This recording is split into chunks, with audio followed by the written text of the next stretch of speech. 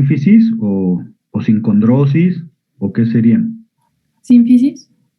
Bueno, les digo, algunos libros mencionan que son sínfisis entre los cuerpos vertebrales, o sea, esto que estamos viendo, ¿verdad?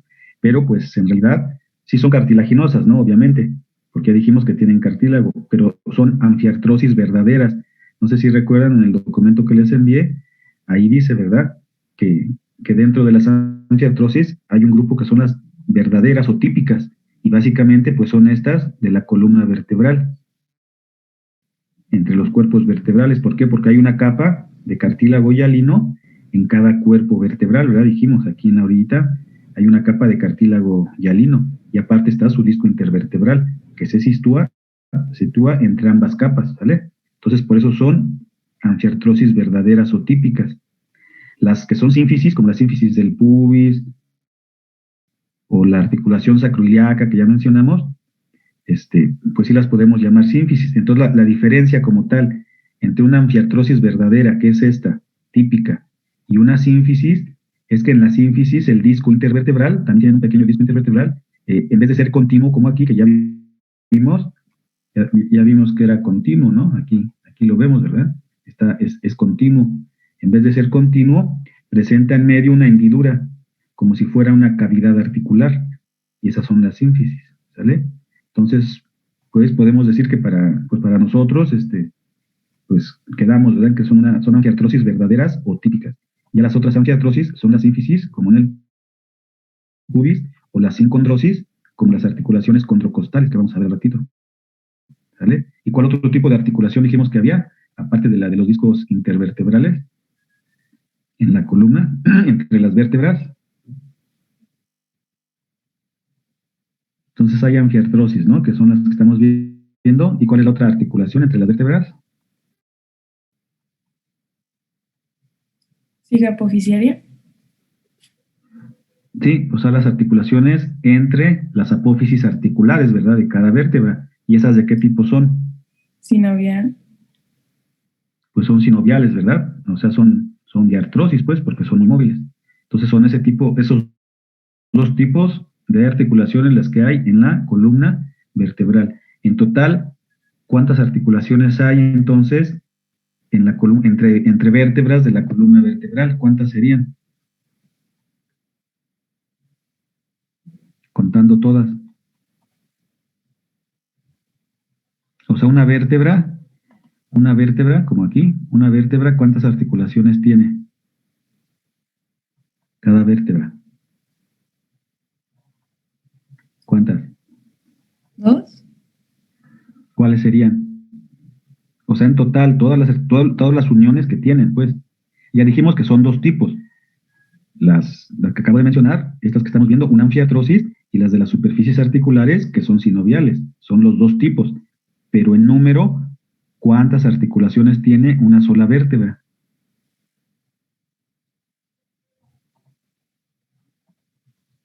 O sea, esta vértebra, ¿cuántas articulaciones tiene con las otras vértebras en cuanto a las anfiartrosis?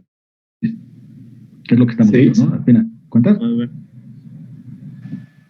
Esta vértebra, ¿cuántas articulaciones de tipo anfiartrosis tiene? Esta. 2. Dos.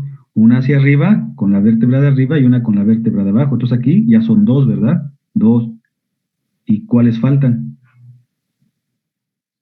Las sinoviales, ¿no? Dos sinoviales. Las de las apófisis articulares, las de las superficies articulares. ¿Y cuántas son esas?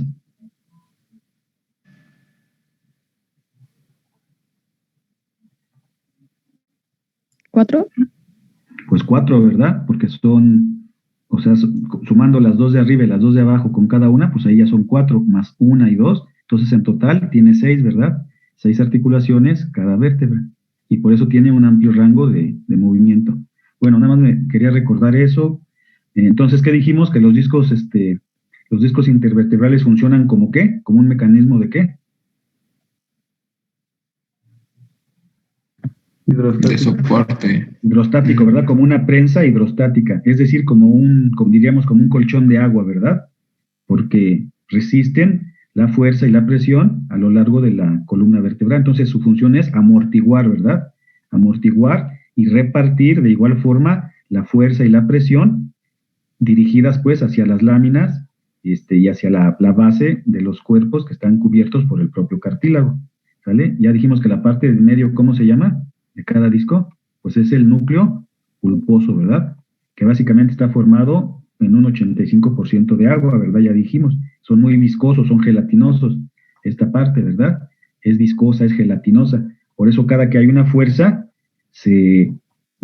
¿verdad? Una presión, se mueven, ¿verdad? Hacia adelante, hacia atrás o hacia los lados. ¿Y quién lo detiene? ¿Quién lo contiene? Pues el anillo fibroso que lo rodea, ¿sale? Entonces normalmente son transparentes, como habíamos dicho, son muy depresibles, ¿verdad? En los jóvenes, pues son muy elásticos y se van haciendo después un poco amarillentos y se van secando con la edad. Disminuye la flexibilidad, ¿verdad? De la columna y aparte de que casi no están vascularizados. Entonces, cuando hay movimientos de la columna, el núcleo se alarga, ¿sí? O se concentra sobre sí mismo y se desplaza hacia adelante o hacia atrás, dependiendo de los movimientos, ¿vale? Por ejemplo, si hay un movimiento de flexión, ¿hacia dónde se desplazará el núcleo pulposo? Cuando flexionamos, ¿verdad? La columna, ¿hacia dónde se moverá? Atrás. Hacia atrás. Hacia atrás. Hacia atrás. Y cuando hacemos movimientos de extensión, Hacia adelante. pues hacia adelante. Entonces se está moviendo, ¿verdad? ¿Y quién lo contiene? Pues el anillo fibroso. Entonces aquí esta imagen pues nos demuestra, ¿verdad? Que estos discos intervertebrales con el paso de la edad o con alguna enfermedad, vean lo que sucede. Se pueden ir degenerando y se forma artrosis, ¿verdad? Es decir, se pierde esa flexibilidad, esa amortiguación y pueden llegar a rozar las superficies óseas de esta articulación. Se degeneran estos discos y ya puede haber dolor, alteraciones del movimiento, etcétera. Y pues una de las principales patologías relacionadas con esta articulación intervertebral, pues son las hernias discales, ¿verdad? Aquí lo vemos. Entonces, ¿qué es una hernia discal? Pues es cuando protruye, ¿verdad? El núcleo pulposo, vean, a través del anillo fibroso. Protruye. Casi lo más común es que protruya hacia atrás. Pero también puede ser a los lados o a veces adelante, pero es más común que protruya hacia atrás.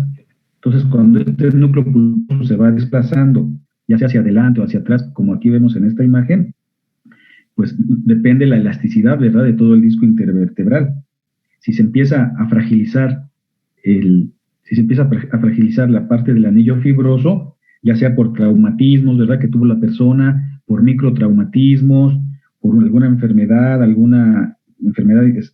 inflamatoria, etcétera, ¿qué sucede? Que va a haber un desplazamiento, pero anormal, ¿verdad? Vean, así se ve normal, se empieza a desplazar y se empieza a desplazar.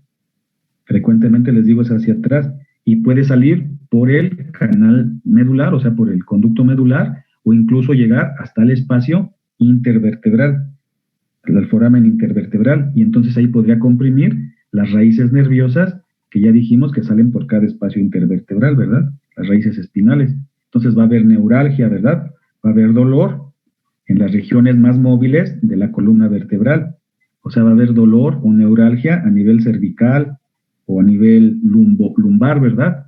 Puede afectar el nervio ciático, etcétera. Entonces así, esto es la hernia discal, ¿sale? Incluso puede haber varios tipos, ¿verdad? Nada más cuando protruye muy poquito, cuando se forma completamente la hernia y a veces incluso se puede, ¿verdad? Se puede fragilizar y separar una porción del núcleo pulposo, como vemos aquí. Entonces, aquí que ven en esta imagen, en la primera, ¿qué es esto que vemos? ¿Es una hernia discal? ¿A qué nivel? Lumbosacro, ¿no? ¿Qué notan anormal aquí? Entre L5 y S1, vean, aquí, ¿verdad? Esta sería L5 y aquí ya estaría el sacro. Vean, esto es una hernia discal. Está protruyendo, ¿verdad? El disco intervertebral está protruyendo hacia el conducto. Aquí está la médula, ¿verdad? Vean, esta protrusión es la hernia discal. Igual aquí, ¿verdad? Aquí lo vemos. Más o menos sería L4 y entre L4 y L5, ¿no? Porque aquí ya está el sacro, vean. y aquí está la hernia. ¿Sí ven cómo está protrudiendo hacia atrás y está comprimiendo ya el canal medular? ¿Sale? Sí. ¿Sí? ¿Sí lo ven? Una persona se puede quedar inválida, bueno, sí, inválida por una hernia discal sin poder caminar. No tanto, no creo. Hay alteraciones, ¿verdad? Disminución de la fuerza dependiendo las raíces nerviosas que esté comprimiendo. Si son motoras, si son sensitivas. Sí puede haber problemas musculares, pero no creo que llegue a ese grado. Más bien es cuando hay una lesión, pues, de la médula, ¿no? Aquí, ¿qué vemos? Aquí, en esta.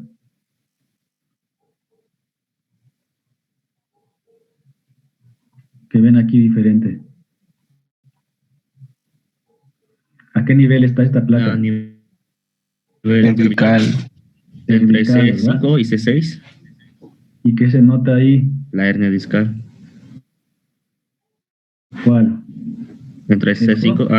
ahí. ¿Sí creen que sea una hernia discal? Eso Porque ¿a es poco que en los rayos X, no está la en los rayos X normalmente protrusión, ¿no? Como no se ve, ¿verdad? No se ven los discos, nada más se ven los espacios, ¿no? Esto es material, ¿verdad? Es material, es una prótesis, ¿verdad? Una prótesis del disco intervertebral artificial.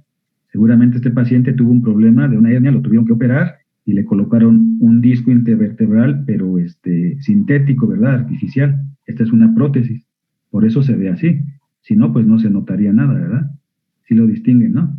Y aquí, ¿qué se ve? ¿Qué notan a lo largo de los cuerpos vertebrales? ¿Qué notan? A nivel de C2 y C3, está más. Eh, bueno, es que aquí se interponen, ¿no? Los cuerpos, pero mejor está un poco movida. Pero en realidad aquí es donde se ve, miren, aquí a este nivel. Muy pegadas. Entre casi no hay C5 y espacio C6, intervertebral. ajá, entre C5 y C6, vean, el espacio intervertebral que aquí se va viendo, aquí está, casi desapareció, ¿verdad? Hay una disminución muy importante del espacio intervertebral. Entonces, pues tiene ahí un problema ese paciente, ¿verdad? Más o menos para que nos demos la idea, ¿sale? Entonces, para que lean un poco de hernia discal. Y ya seguimos con las segundas, el segundo tipo de articulaciones entre las vértebras, que son las articulaciones de las apófisis articulares, las superiores y las inferiores. Y a ese tipo de articulaciones se les llama sigapofisiarias, ¿verdad? Como ya habíamos dicho. Son tipo sinovial, obviamente, ya dijimos, y pues es la unión, ¿verdad?, entre los arcos vertebrales como tal, ¿verdad? Entre los arcos vertebrales de cada vértebra por estas pequeñas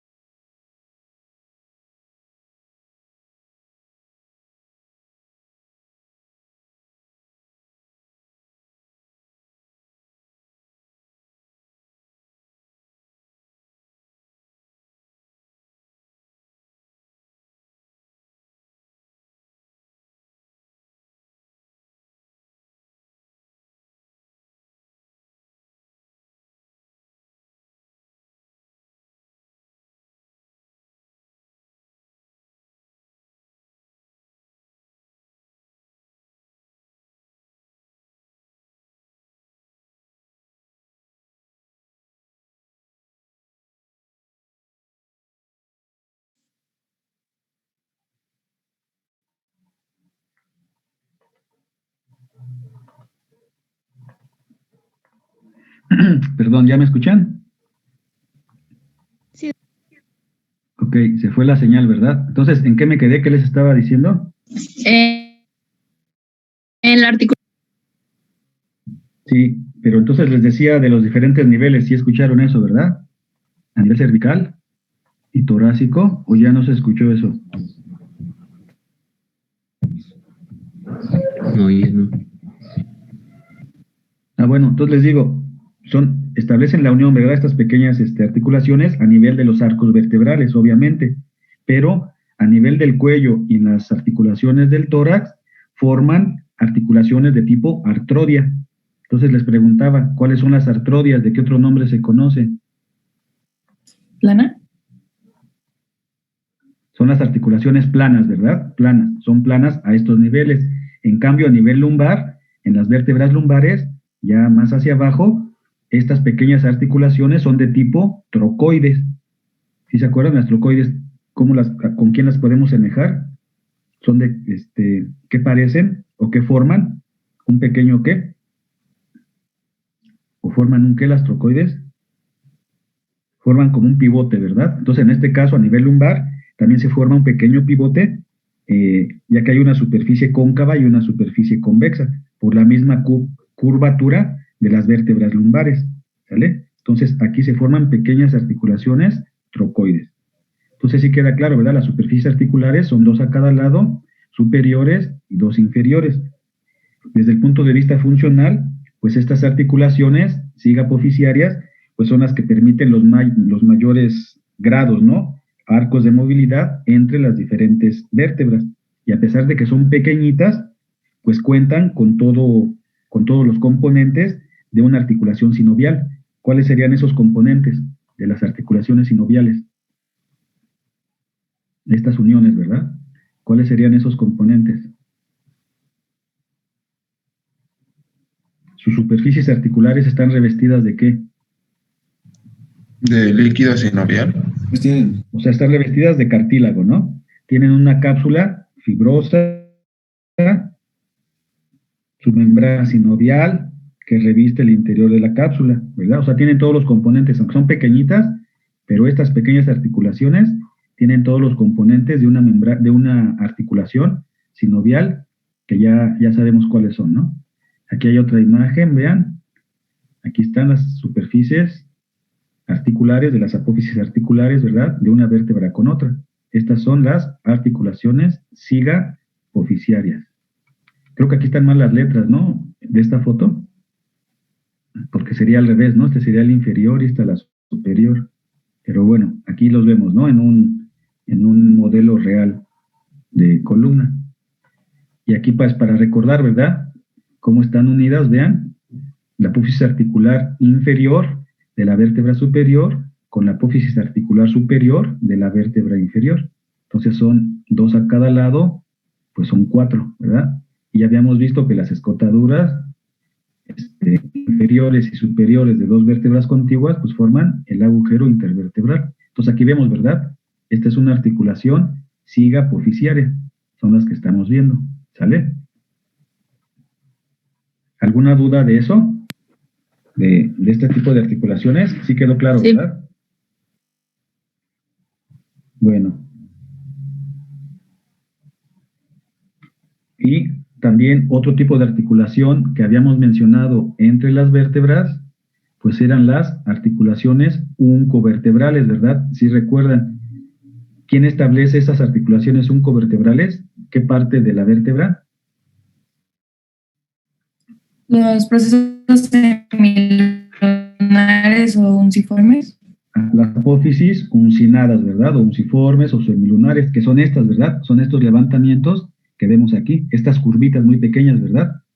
Del cuerpo vertebral. También son pequeñas articulaciones sinoviales, vean. Cuando se unen aquí, tienen su cavidad articular y todo, aunque son muy pequeñitas, pero nada más se presentan de cuál a cuál vértebra, de la tercera a la séptima vértebra, obviamente, porque las primeras 2 vértebras, como vamos a ver, tienen otro tipo de vinculación entre ellas.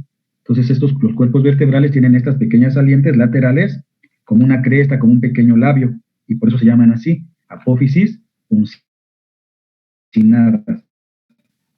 ¿A qué edad dijiste con ellas? Es a partir de que el bebé empieza como a levantar la A cabeza. los 3 meses. Eso dijimos que eran las curvas, ¿verdad? Eso es a Las los 10 curvas años. secundarias que se van formando. Pero estas vértebras son en la pubertad, ¿verdad? Empiezan a crecer a los 10, 11 años más o menos. Empiezan a crecer y ya se van notando. Y ya progresivamente van teniendo contacto con la superficie inferior del otro cuerpo vertebral superior, adyacente, ¿verdad? Y ya se forman también, o sea, se unen a nivel del disco, vean, del disco intervertebral, y por eso se llaman así oncovertebrales. Se articulan con el propio cuerpo de la otra vértebra y forman pequeñas articulaciones sinoviales, ¿sale? Pero solamente a nivel cervical y a este nivel, ¿ok? Aquí vemos un ejemplo también en un modelo real, aquí está, ¿verdad? Aquí está el proceso o la apófisis unciforme, aquí, y cómo se une con el cuerpo a nivel del disco intervertebral de la siguiente vértebra. Son las pequeñas articulaciones sinoviales oncovertebrales, ¿sí? Entonces ya vimos, ¿verdad? Entonces en realidad, ¿cuántos tipos hay? Pues, o sea, en general, pues hay 2 tipos, ¿no? Entre los cuerpos vertebrales, que son las de los discos, y entre las apófisis articulares, a lo largo de la columna. Pero aparte, a nivel cervical, están estas otras pequeñas articulaciones, ¿verdad? Bueno, entonces ahora ya vamos a continuar con los ligamentos, así rápidamente, porque son 8:30, con los ligamentos que fortalecen o le dan soporte, ¿verdad? Y permiten ayudar a estas articulaciones a los movimientos y a resistir la presión y la fuerza, etcétera. Entonces hay varios ligamentos. A todos los ligamentos de la columna vertebral se les llama en conjunto complejo ligamentario de la columna vertebral. Es el complejo ligamentario, ¿verdad? Entonces hay ligamentos para los cuerpos vertebrales, como vemos en este dibujo, y también hay ligamentos para los arcos vertebrales, ¿verdad? Para la región posterior de la vértebra. Ajá. Entonces los vamos a ir viendo rápidamente uno por uno. Entonces, primero comenzamos con los ligamentos de los cuerpos vertebrales, y aquí lo vemos, ¿verdad? Son los ligamentos longitudinales anterior y posterior, que lo vemos aquí. Se encuentran pues en las superficies, obviamente como su nombre lo indica, en la superficie anterior y en la superficie posterior ¿de quién? Pues del cuerpo vertebral, ¿verdad? Como lo vemos aquí. Y se extienden a lo largo de toda la columna, de la mayor parte, pues como tal de toda la columna vertebral. Entonces el primero pues es ¿verdad? El ligamento longitudinal anterior. Y como tal inicia desde la porción basilar del occipital, ¿verdad? En el cráneo, y llega prácticamente hasta el sacro, a lo largo, ¿verdad? De toda la columna. Como vemos es una lámina, ¿verdad? Es ancha, son anchos y planos, ¿verdad? No son muy gruesos, ¿sí? Y a nivel de los discos intervertebrales están muy unidos, ¿verdad? Se engrosan sus fibras y se unen aquí, a nivel de los discos intervertebrales. Nos quedan 10 minutos de esta plática. Y se superponen, ¿verdad? Hay unas regiones más cortas que están muy unidas entre cada unión de la vértebra, y ya cuando salen hacia arriba o hacia abajo, son un poco más delgadas, pero se fusionan aquí a nivel de los discos intervertebrales. ¿Ok? ¿Qué más? Bueno, estos ligamentos impiden, ¿verdad? Sobre todo detienen o impiden la hiperextensión. ¿Por qué? Porque son muy fuertes y resistentes. Entonces limitan movimientos de hiperextensión en la columna vertebral. Sería la función principal de los ligamentos longitudinales anteriores. Y ya el otro que vemos aquí, pues es el ligamento longitudinal posterior. Es un poco más débil, un poco más pequeño, y se origina y va por toda la parte posterior de los cuerpos vertebrales, y también llega básicamente hasta el coxis, hasta abajo, hasta donde termina el conducto sacro, ¿vale? Aquí pues, es más angosto, ¿verdad? Es más estrecho, y también por las orillitas se inserta fuertemente a los bordes óseos de cada cuerpo de las vértebras. También pues alrededor, ¿verdad? En las partes laterales de los discos intervertebrales. Entonces están muy unidos, también refuerzan pues la articulación intervertebral que acabamos de ver. Entonces tapizan, ¿verdad?, toda la superficie del conducto vertebral, ¿verdad? ¿Y qué más? Bueno, lo importante es que se oponen al revés, ¿verdad? Estos se oponen a la hiperflexión, evitan movimientos de hiperflexión, aunque son más débiles que el anterior, pero también son relativamente resistentes, ¿vale? La parte que conecta a la vértebra, al axis, con la cara, digamos, con la base del cráneo, con la cara endocraneal del cráneo, como vamos a ver ahorita, ya se transforma en la membrana tectoria, que ahorita la vamos a mencionar, ¿sale? O sea, se funde, digamos, con esa membrana. Ahorita la vamos a ver. Entonces aquí sí quedó claro, ¿verdad? Cómo está en la parte posterior, el ligamento, perdón, en la parte anterior del cuerpo, el ligamento anterior, y en la parte posterior, el ligamento longitudinal posterior, ¿sale? Aquí vemos otra imagen de un modelo real, pues aquí lo vemos, ¿verdad? El ligamento longitudinal anterior en el cuerpo, en su parte anterior, y el ligamento longitudinal posterior en la parte posterior del cuerpo de la vértebra, a lo largo de toda la columna, ¿sale? Esos son de los cuerpos vertebrales, y ya de las láminas, de la parte posterior de las vértebras, tenemos varios ligamentos. Los que unen directamente las láminas vertebrales son los ligamentos amarillos, ¿sale? Son fibras también muy elásticas, aquí los vemos, fibras muy elásticas, aquí lo vemos desde arriba, ¿verdad? El bordecito nada más. Son amarillas, por eso se llaman así, ligamentos amarillos. Son cintas ensanchadas, vean, es uno a cada lado, o sea, es uno a cada lado de las láminas, pero se unen en la parte de medio, ¿verdad? Se unen aquí, pero como tal, son uno a cada lado. Son muy resistentes, están entre las láminas, pues, de los arcos vertebrales contiguos, ¿verdad? Y, pues, van completando la pared, ¿verdad? La pared de los conductos vertebrales en su parte dorsal, ¿verdad? Por atrás. Entonces, pues, se tensan y refuerzan los músculos de la espalda en el plano sagital, ¿no? Digamos, en el plano sagital, aquí. Entonces, ¿qué más? Pues aguantan, ¿verdad? Se tensan, son resistentes para aguantar la separación entre las láminas cuando estamos realizando diferentes movimientos, ¿ok? Entonces, ayudan en la extensión, en los movimientos de extensión, pero limitan también los movimientos de flexión, porque son muy elásticos. Entonces, son los ligamentos amarillos que están en las láminas, ¿verdad? Uno a cada lado. A veces estos ligamentos amarillos se pueden hipertrofiar, se engrosan por alguna enfermedad o por problemas de traumatismos, etcétera, o procesos degenerativos, y pueden causar estenosis o disminución del canal vertebral. Cuando se engrosan, ¿verdad? Engrosarían hacia acá. Como van por dentro, pues engrosan, ¿verdad? Se engrosan y podrían limitar ese espacio, ¿sale? Entonces, pues son los ligamentos amarillos. ¿Qué otro nombre reciben estos ligamentos? ¿Alguien lo leyó? En algunos libros, incluso en algunas imágenes, tienen otro nombre, no sé si lo leyeron. Son los ligamentos flavo, ¿verdad? Flavos, con B chica. Bueno, los siguientes ligamentos sirven para unir las apófisis espinosas, ¿verdad? Las apófisis que protruyen hacia atrás, y son dos, los ligamentos interespinosos y el ligamento subioso. Los ligamentos interespinosos, pues son estos que vemos aquí, ¿verdad? Estas laminitas. Se extienden, pues, entre las apófisis espinosas, ¿verdad? Que estamos viendo aquí. Van, ¿verdad? Entre ellas, van discurriendo, van caminando entre ellas, y se fijan, pues, desde la base, vean, aquí está, ¿verdad? Desde la base de la apófisis hasta, pues, la punta, ¿verdad? Hasta el extremo. ¿Y con quién se mezclan? ¿Con quién se van mezclando? Vean, ¿con quién se unen? Con el ligamento supraespinoso, que está aquí, ¿verdad? Se mezclan en la parte final, ¿verdad? De las apófisis. ¿Y también con qué otros ligamentos se mezclan? Con los ligamentos amarillos, ¿verdad? Que están aquí en la base de las láminas, los que acabamos de ver, ¿sale? Con cada uno, con el ligamento amarillo de cada lado de la lámina. Vean, aquí, ¿verdad?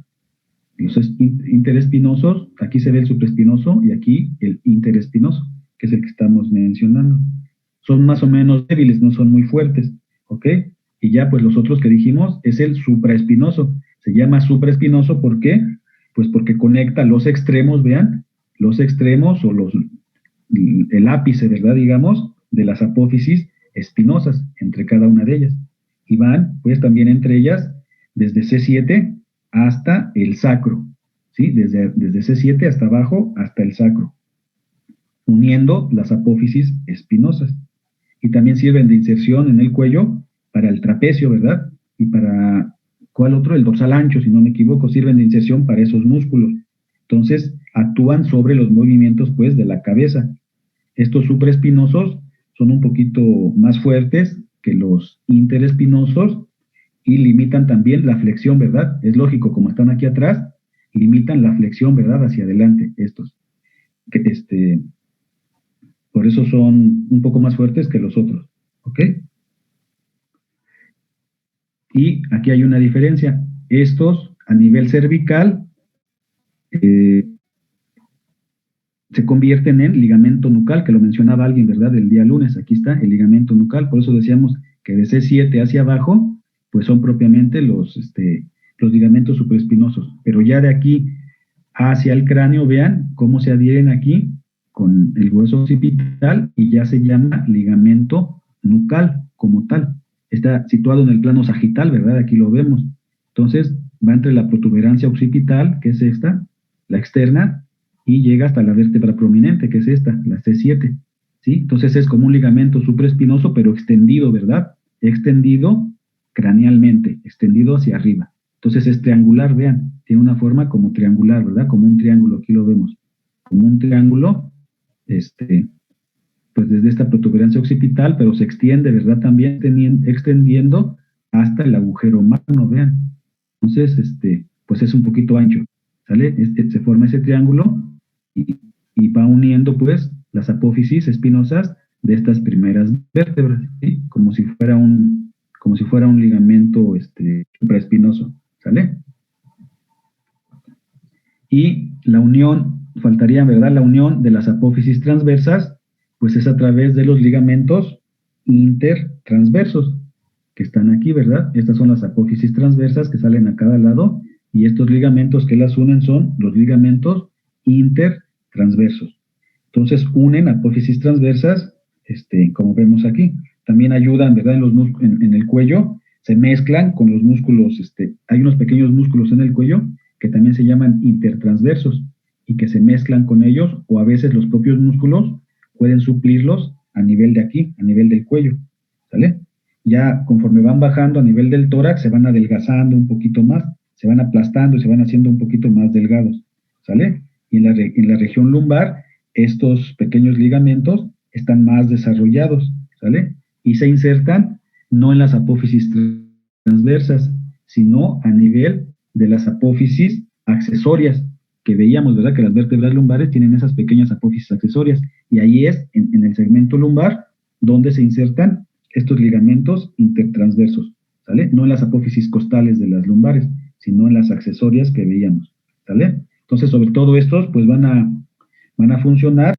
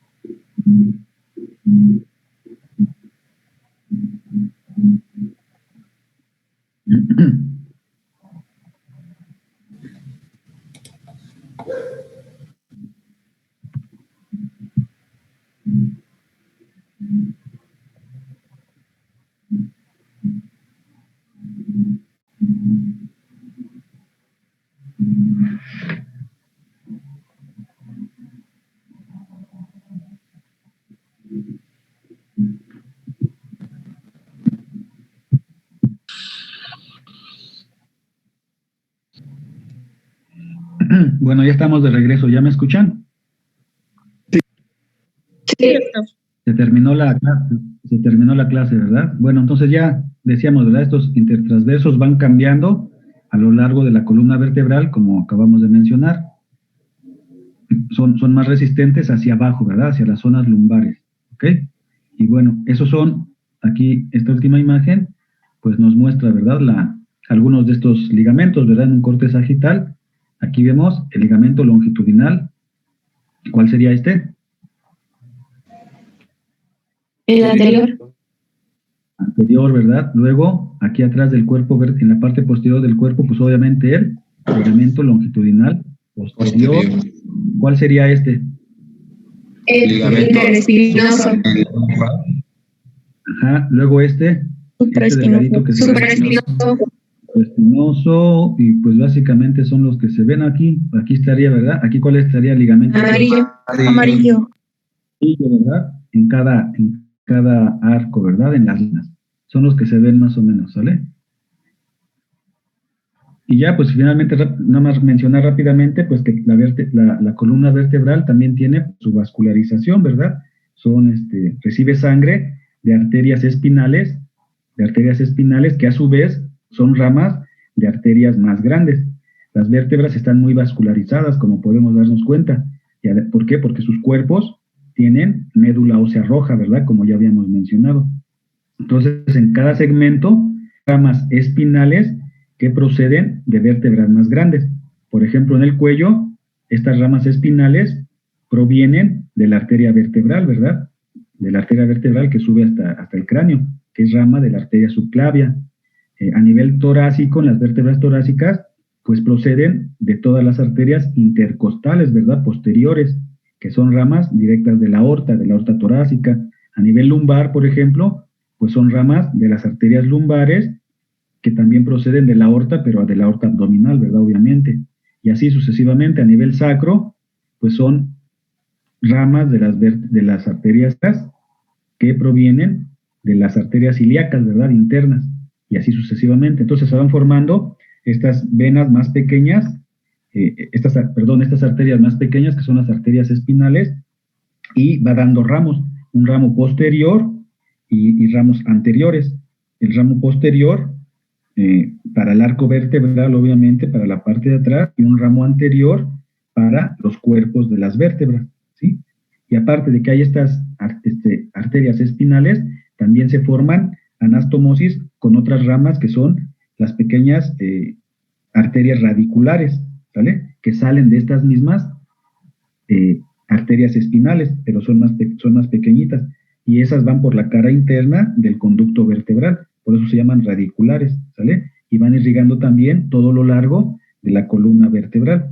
No hay que confundir estas arterias espinales que estoy mencionando, ni tampoco las radiculares, con las que inervan directamente la médula espinal. De hecho, este dibujo, pues más bien es de irrigación de la médula, ¿verdad? Como vemos aquí. Hay arterias espinales que irrigan, pero ese es otro sistema de irrigación que después vamos a ver en nervioso, ¿verdad? Aquí reciben el mismo nombre, pero son otras, no son las mismas que irrigan la médula, pero también se llaman espinales, ¿sale? Para no confundirnos.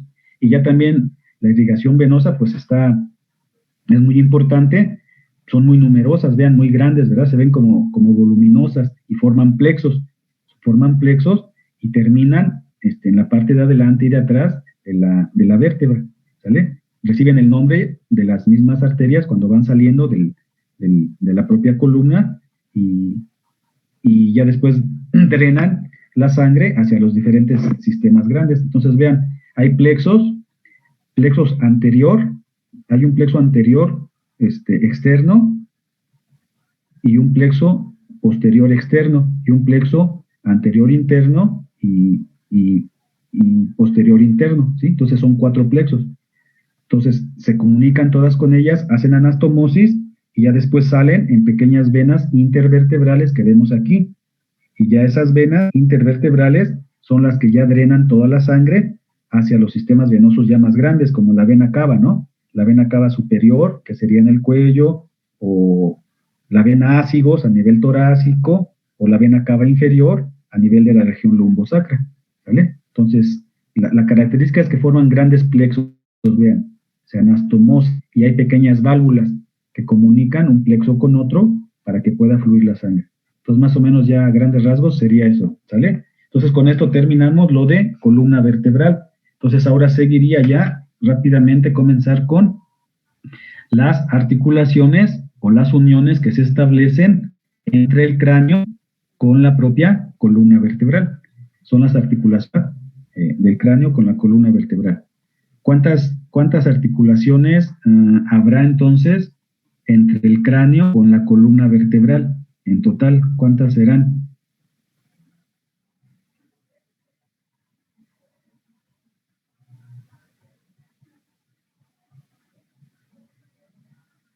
¿No? Bueno, ahorita lo vamos a ir viendo. Entonces, vean, puse este cuadrito para que nos quede más claro cómo se une el cráneo con la columna.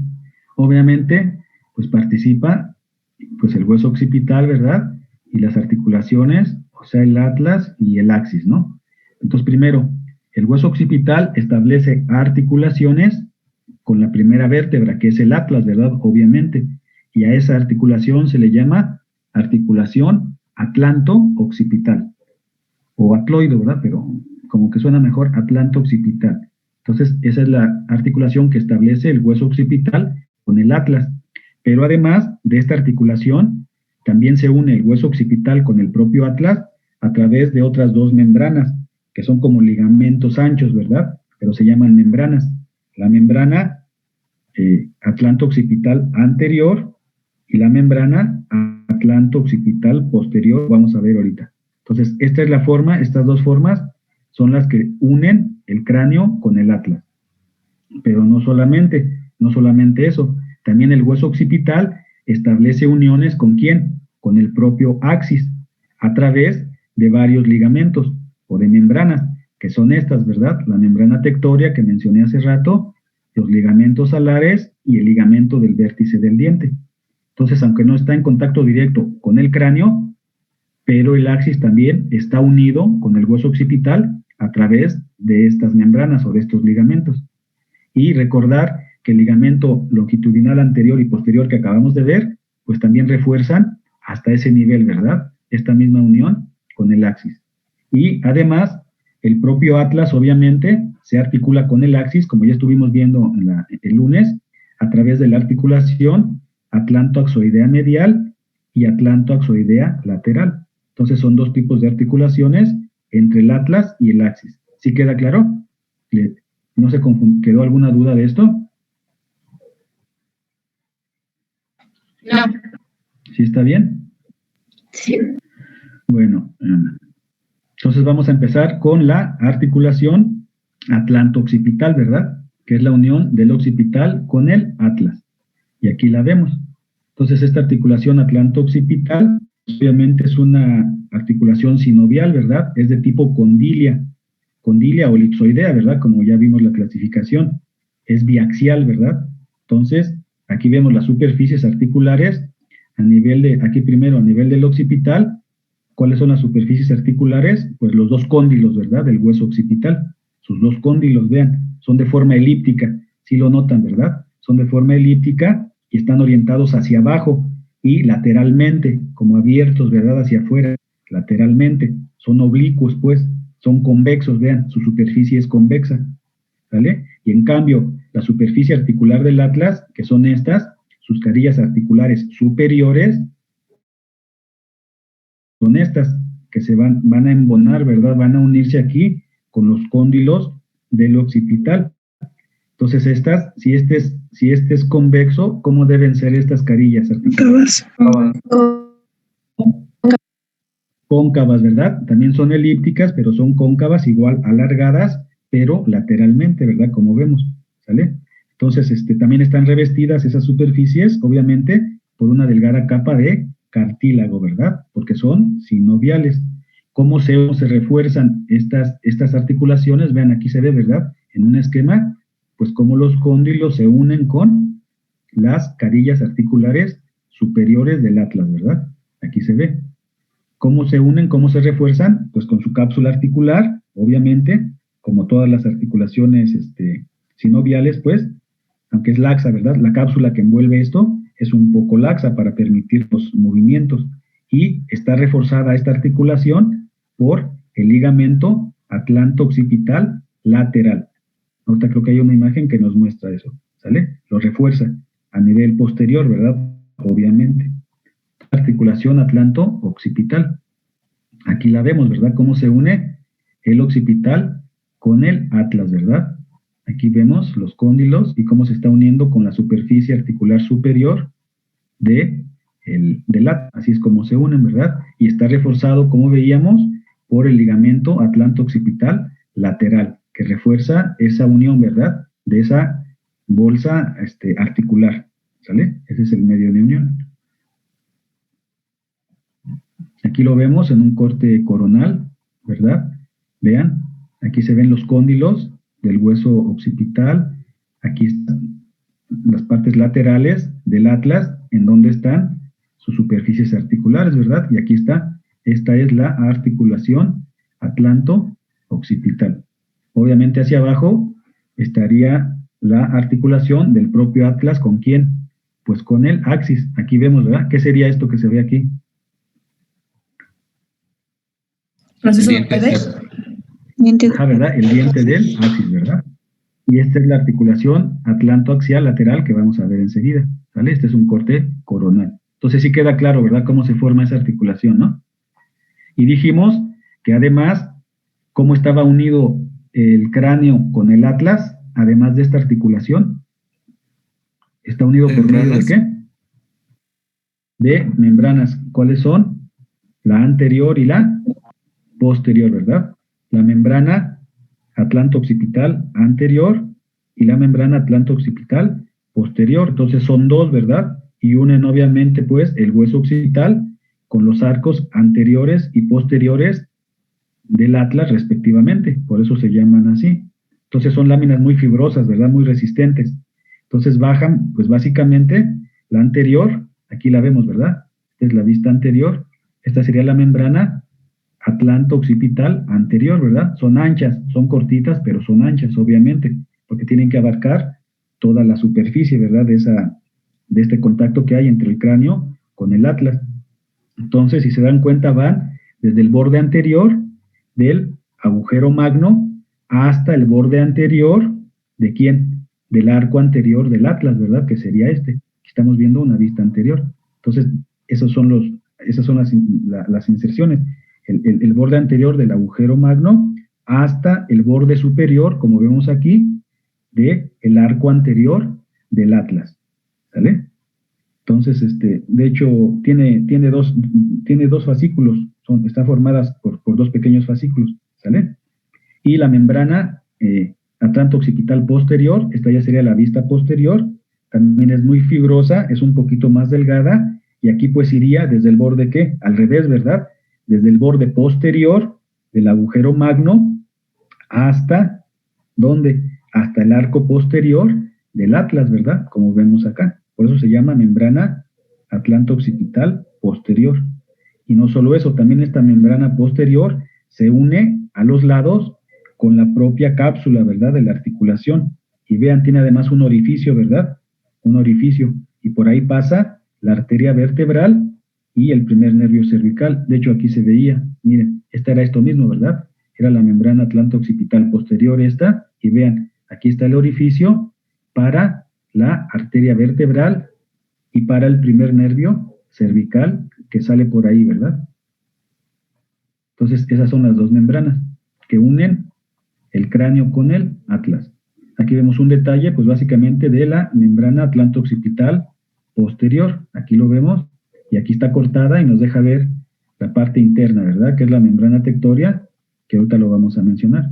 Aquí están los cóndilos y cómo se une, pues, con la superficie articular del atlas, ¿verdad? Formando la articulación atlanto-occipital que vimos, ¿vale? Entonces sí se notó, ¿verdad? Y aquí vemos un corte sagital, también de un modelo real, en donde ven esas membranas pequeñitas, ¿verdad? Aquí estaría la membrana atlanto-occipital anterior, este es el hueso, este es el agujero, ¿verdad? Que está cortado. Son las partes laterales. Entonces, vean, van desde el borde, ¿qué?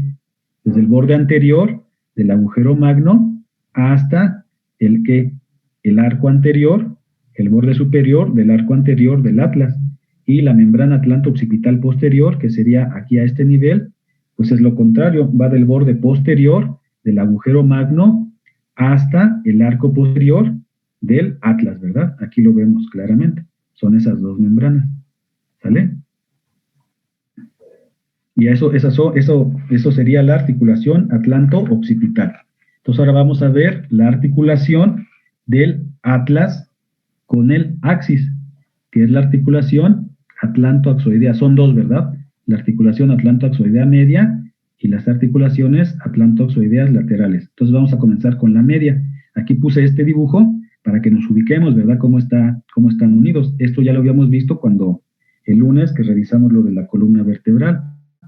Entonces vean, el del axis está adherido, ¿verdad? Articulado con el arco, ¿verdad? Con el arco anterior del atlas. Aquí lo vemos. Y aquí es un modelo real también, vean. Aquí está el arco anterior del atlas, aquí tiene la fosa odontoidea, y aquí se une, se articula con el diente del axis, ¿verdad? Entonces, sí queda muy clara esta imagen, ¿verdad? Cómo se forma esa articulación. Entonces, también es una articulación sinovial, pero de tipo trocoide. ¿Qué significa trocoide? Ya lo mencioné hace rato. Que forman un ¿qué? ¿Pivote? Un pivote, ¿verdad? O sea, un pivote entre el diente, es decir, el diente del axis, aquí lo estamos viendo desde arriba, el diente del axis funciona como un pivote que permite que el atlas y el hueso occipital, ¿verdad?, que está unido con el atlas, giren sobre el axis, ¿verdad? Giren sobre el axis, precisamente. Entonces, la cabeza y el atlas, pues, rotan como una unidad sobre el propio axis, ¿sale? Por eso es una articulación trocoide, y ese pivote permite ese tipo de movimientos. Como vamos a ver enseguida, hay los ligamentos alares limitan ese movimiento excesivo, ¿verdad? Ahorita lo mencionamos. Entonces, permite girar la cabeza, ¿verdad? Como cuando decimos no, es decir, rotar la cabeza, ¿sale? Ahora bien, toda esta estructura que ven aquí, si notan esto, ¿a esto cómo se le llama? Se le llama anillo del atlas, ¿verdad? Toda esta parte de la articulación, bueno, más bien de toda la vértebra, se llama anillo del atlas. ¿Y cómo es formado ese anillo del atlas? Pues en la parte anterior está formado por el ¿qué? Por el arco anterior del atlas, que contiene esto azulito, ¿cómo se llama? Es la fosa odontoidea, ¿verdad? Y está formada por el diente del axis con su carilla articular, ¿qué? Carilla articular anterior. ¿Sí queda claro? Entonces la parte anterior de este anillo está formada por esto que acabo de mencionar. ¿Sí lo ubican bien? ¿Sí queda claro? ¿Jóvenes? Sí, doctor. Y la parte posterior de este anillo del atlas, la parte posterior, ¿cómo está formada? Pues por el propio diente del axis, con su carilla articular posterior, que aquí estaría, y por el ligamento, ¿qué? Transverso del atlas. Ligamento transverso del atlas, que ya habíamos mencionado también previamente, ¿sale? Y todo esto está dentro del anillo del atlas. Entonces, como tal, aquí nada más dice articulación atlanto-axoidea media, pero ¿cuántas articulaciones hay entonces en realidad aquí a nivel medial? ¿Una o dos? Dos, ¿verdad? Hay una que es la anterior, que acabamos de mencionar, y hay otra que es la posterior. Entonces hay una articulación que atlanto-axoidea media o medial anterior, que es esta, la que acabamos de mencionar, posterior, que es esta, que se establece con el ligamento transverso del atlas. ¿Sí queda claro? Entonces, ¿cuántas son en realidad? Pues son dos, ¿verdad? La de adelante y la de atrás. Son dos articulaciones atlanto-axoideas mediales. ¿Sí queda claro? Aquí lo volvemos a ver, es lo mismo, nada más para volver a ver las mismas estructuras. Aquí se forma la articulación atlanto-axoidea media, ¿qué? Anterior, y con el ligamento transverso se forma la articulación atlanto-axoidea media, ¿qué? Posterior.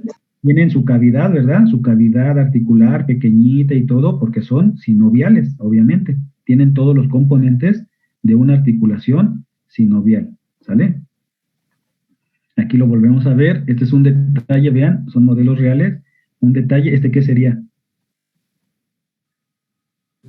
El ligamento. Ligamento transverso. Ligamento transverso, ¿verdad? Aquí estaría. Y aquí vemos un corte pues transversal, ¿no? Y aquí vemos el diente del axis. Aquí vemos las masas laterales del atlas, cómo está unido, ¿verdad? Con el arco anterior del atlas. Y este también sería el ligamento transverso, ¿verdad? Que está cubierto en la parte posterior por la membrana tectoria, que de una vez para que ya se vayan acordando, que está por acá atrás, ahorita la vamos a mencionar. ¿Esto qué sería? ¿Esto qué es? ¿El anillo? No, el anillo es esto, ¿verdad? Porque es la La parte del arco médula. anterior, La es el médula. arco anterior del atlas con el ligamento transverso. Esto es el anillo, ¿verdad? Del atlas, con su parte anterior y su parte posterior, que son estas, ¿verdad? La parte anterior, la parte posterior, y todo esto es el anillo del atlas. Entonces, ¿esto qué sería? Pues es esto, ¿verdad? ¿Y qué pasa por aquí? ¿La médula espinal? Pues la médula, ¿verdad? Entonces sí queda claro, ¿no? Cómo está esa articulación atlantoaxoidal media. Obviamente está reforzada por estos ligamentos. Ya mencionamos este, ¿verdad? Que es el ligamento transverso. Pero este ligamento transverso como tal, que es este de aquí, forma parte en sí de todo un complejo de ligamentos que se llama como ligamento cruciforme. ¿Y por qué? Pues porque el ligamento transverso, como su nombre lo indica, es transversal, pero además, unidos a él, están otros dos fascículos. Un fascículo longitudinal superior, vean, que es este, y un fascículo longitudinal inferior. Entonces, como hay unas fibras que van hacia arriba y hacia abajo, y el ligamento transverso va de un lado a otro, a todo esto, ¿cómo se le llama? En conjunto, ligamento cruciforme, ¿verdad? O sea, forma una cruz. Entonces el ligamento cruciforme del atlas es muy grueso, es muy denso. Va, como ya dijimos, de una masa lateral a otra masa lateral y se une hacia arriba en el borde anterior del foramen magno, más bien en la parte del clivus, ¿verdad? En la parte anterior, que esta es la región del clivus, de la porción basilar del clivus, y el que va hacia abajo, pues llega hacia la parte, a la cara posterior del cuerpo del axis, por el haz descendente, ¿verdad? Esas serían las uniones. Y por eso se llama ligamento cruciforme. Si queda claro, ¿verdad? Aquí vemos otra imagen, un poco más clara. Aquí está, ¿verdad? Este es el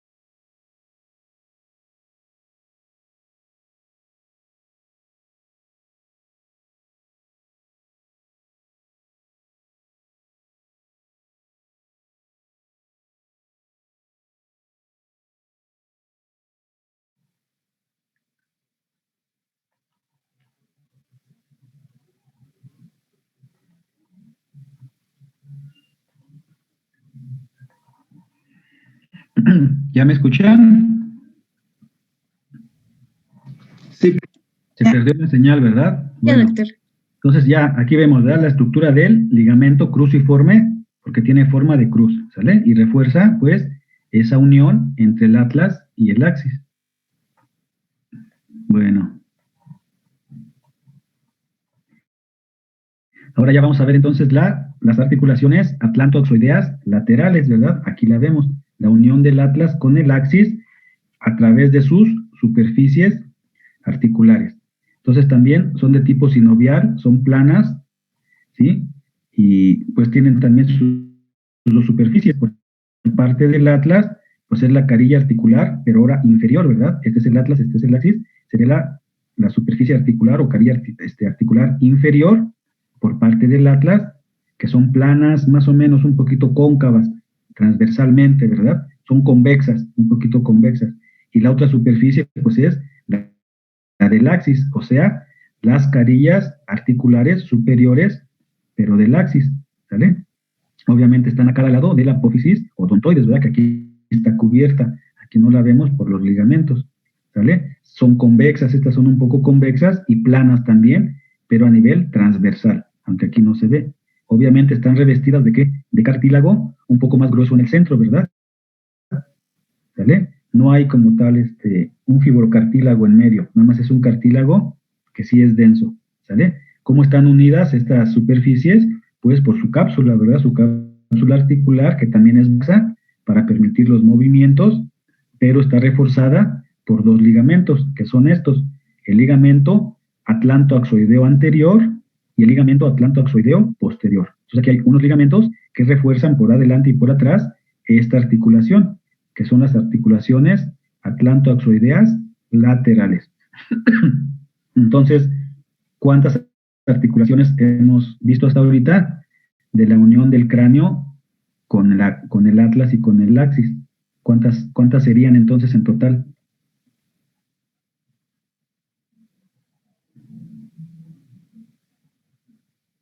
De la unión del cráneo con la columna vertebral, ¿cuántas articulaciones existen?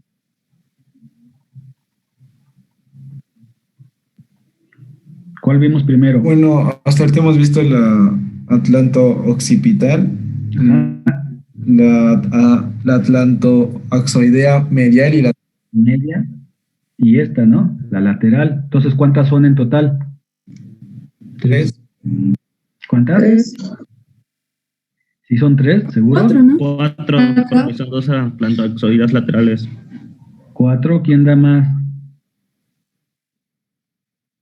A ver, aquí, esta es la atlanto occipital, ¿no? Ah, bueno, esta es la membrana. Bueno, aquí esta es la unión de quién? El occipital con él. Entonces aquí hay una y aquí hay otra, ¿no? ¿Sí o no? Sí. Entonces aquí son 2, ¿no? Y luego vimos la media. Aquí cuántas hay? 2. 2. Anterior y posterior. Entonces, ¿cuántas llevamos? 4. 4. Y aquí, una a cada lado. Son Llevamos 6. ¿no? Entonces son 6, ¿sale? Aquí otra vez vemos un plano coronal.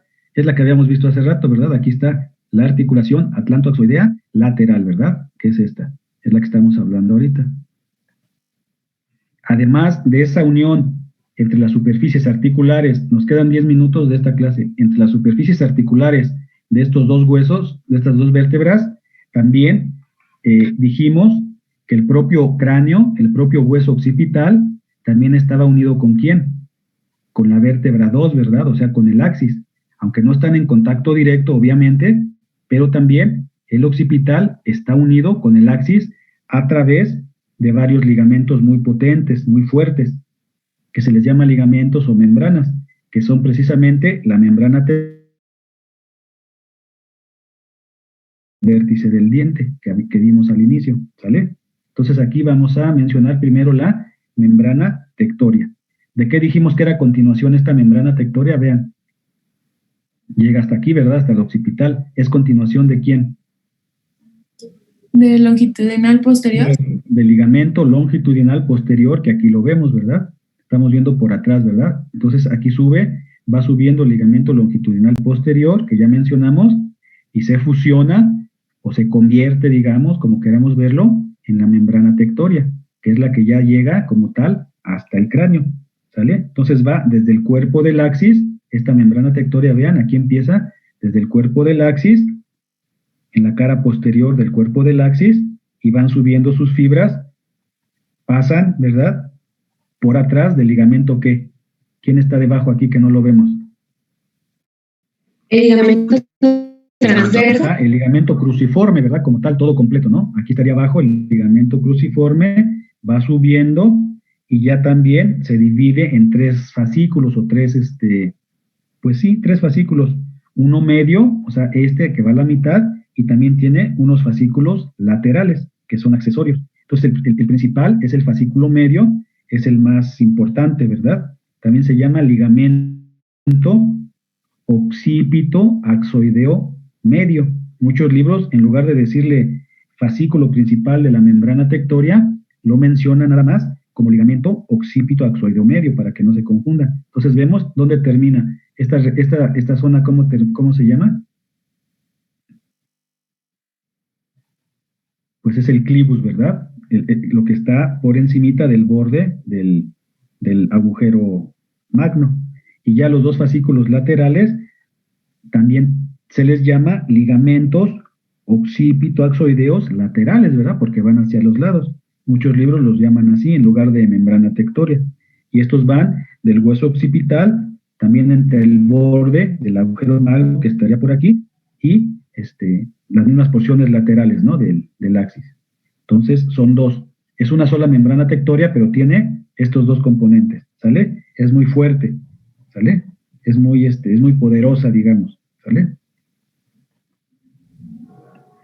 Los otros ligamentos, además de la membrana tectoria, son los que dije hace rato, el ligamento del vértice del diente, que es y los ligamentos alares de la propia apófisis odontoides, ¿verdad? Que aquí los vemos.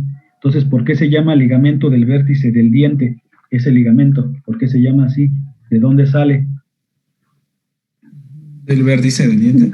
De la punta, ¿verdad? Ajá, exactamente, pues por eso se llama así. Sale pues del vértice del diente, es muy delgadito, si lo ven, es delgado, es un poco corto, es muy fibroso y va de la parte media, pues, de este borde del vértice, pues, de la punta del vértice hasta el borde anterior de ¿quién? ¿Qué es esto? El foramen magno. Ajá, del agujero magno, ¿verdad? Va al borde anterior del agujero magno y sale desde el vértice, ¿verdad? De la apófisis odontoides. Entonces, como tal, pues es un poco pequeñito, ¿verdad? Aquí está. Y los ligamentos alares son 2, uno derecho, uno izquierdo. También son cortos, pero son más gruesos, ¿verdad? Más resistentes. Y se dirigen un poco horizontales, ¿verdad? Casi como si estuvieran horizontales. Entonces van desde la apófisis, desde el extremo superior también, ¿verdad? De la misma apófisis odontoides, del axis, hasta la cara medial de los cóndilos occipitales. Aquí estarían, ¿verdad? Los cóndilos occipitales en la cara medial se insertan de ahí hasta las partes superiores y el extremo superior y lateral de la parte superior de la apófisis odontoides. ¿Qué movimiento dijimos que limitaban estos ligamentos alares? Lo dije al principio de la presentación. La hiperextensión. Hiperextensión. No, cuando vimos lo de la articulación atlanto-occipital. Hay movimiento como para decir no. Atlanto-axoidea, perdón. Los movimientos de rotación precisamente, ¿verdad? Limita los movimientos de rotación. Por eso son muy fuertes, son gruesos, cortos, pero limitan la rotación excesiva, digamos, ¿no? Esos son esos ligamentos en la unión, pues, entre el hueso occipital y el axis. Aquí los vemos, pues aquí se ve claramente, ¿no? El ligamento del vértice del diente y los ligamentos alares, que ya acabamos de mencionar. Aquí igual, en el mismo corte coronal, aquí se ven, ¿verdad? Los ligamentos alares, que serían estos, ¿verdad? Estos que van aquí, a cada lado, ¿sale? Estos son los cóndilos del hueso occipital, y aquí están los ligamentos alares que salen, este sería el diente, ¿sí lo ven, verdad? Este es el axis, este es las masas laterales del atlas, y aquí salen, ¿verdad? Del diente, los ligamentos alares. ¿Esto qué sería? Esto que estoy señalando, ¿qué es?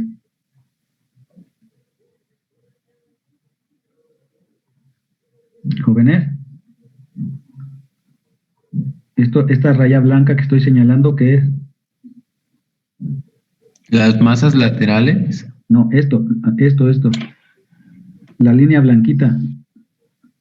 ¿Sí lo notan? ¿Esto qué es? Las carillas articulares. Articulaciones laterales del atlantoaxial. No, como del atlanto axial. Estos son los cóndilos Del del atlanto occipital. occipital. Entonces, esta es la articulación atlanto-occipital. ¿Esta cuál es? La La atlantoaxial. atlantoaxial. Atlantoaxial. ¿La atlanto-axial qué?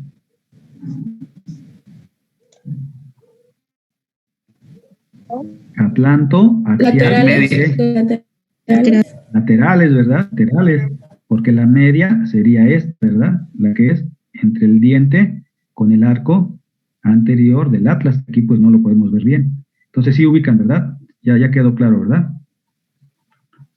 Y además, ya habíamos mencionado desde las otras articulaciones que los propios ligamentos longitudinales anterior y posterior, aquí vemos el anterior y posterior, que ya revisamos, esos mismos ligamentos pues también refuerzan la unión entre el occipital y el propio axis y el propio arriba. Entonces refuerzan esa unión también, porque tapizan todas estas articulaciones por adelante y por atrás, respectivamente. Entonces también refuerzan, ¿verdad? Esa unión, ¿ok? Y bueno, esto no era para recordar, ¿no? Para ver cómo son los movimientos, ¿verdad? Que rotan, ¿verdad? Cómo el cráneo y el atlas rotan, ya sea a la izquierda o a la derecha, alrededor del pivote que forma el diente del axis, ¿verdad? Y nos permite esos movimientos de rotación, pero también de flexión lateral, de extensión, etcétera, como ya mencionamos. Entonces, con eso terminamos lo de columna vertebral y lo de la unión del cráneo con la columna. ¿Sale? ¿Tienen algún comentario, algo que agregar, alguna cosa? Si no, ya para seguir rápidamente con el esqueleto del tórax. ¿Ya continuamos? Disculpe, ¿podría regresar a la diapositiva 26? Es que terminé de apuntar el último punto, por favor. 26. Sí, por favor, a la ¿Está? 26. Sí, nada más para apuntar el último punto. Sí. Este es el ligamento más importante, el atlanto occipital lateral, ¿verdad? Que vimos en la imagen. ¿Ya? Sí, ya. Sí. Y ya nos queda un minuto, entonces hay que hay que unirnos a la tercera clase. Voy a finalizar esta y nos unimos a la última, ¿sale? Ok. Sí.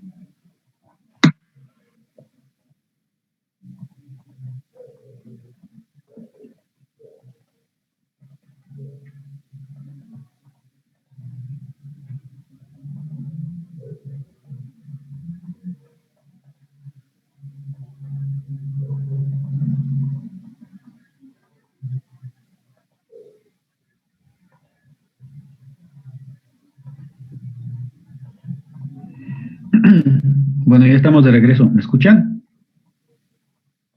Sí, Sí, Bueno, doctor. entonces vamos a continuar con el esqueleto del tórax, que obviamente pues está unido, ¿verdad?, con la propia columna vertebral, como vamos a ver ahorita.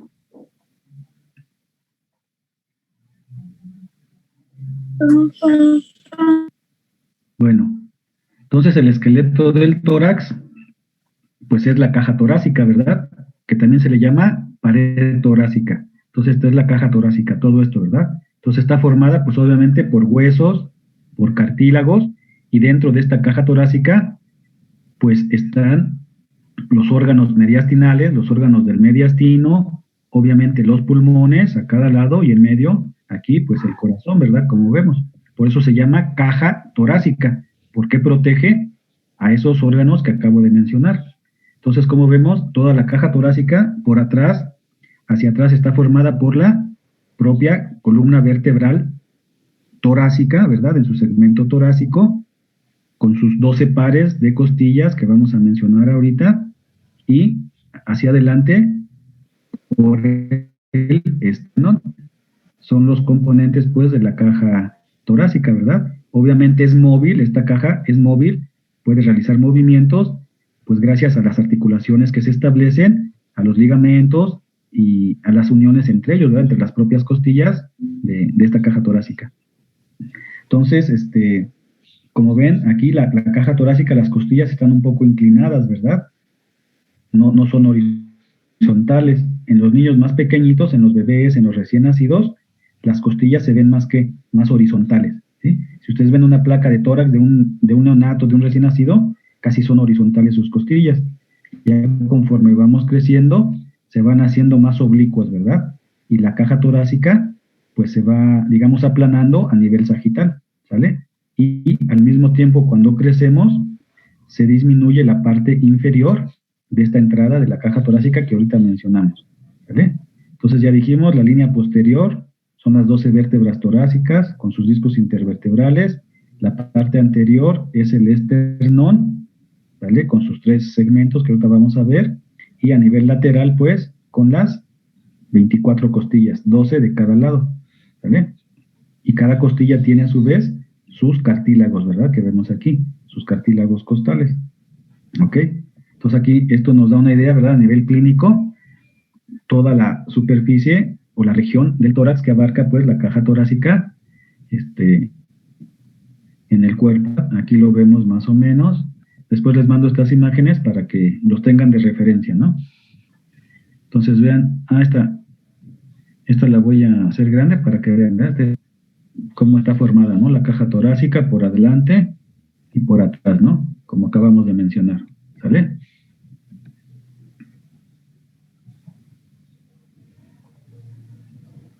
Ahora bien, esta caja torácica también está formada o se extiende a través de 2 orificios, o más bien de 2 aperturas, ¿verdad? O, sí, así se llaman, aberturas, que es la abertura torácica esto que está con rojito, ¿verdad?, la abertura torácica superior, la abertura torácica inferior.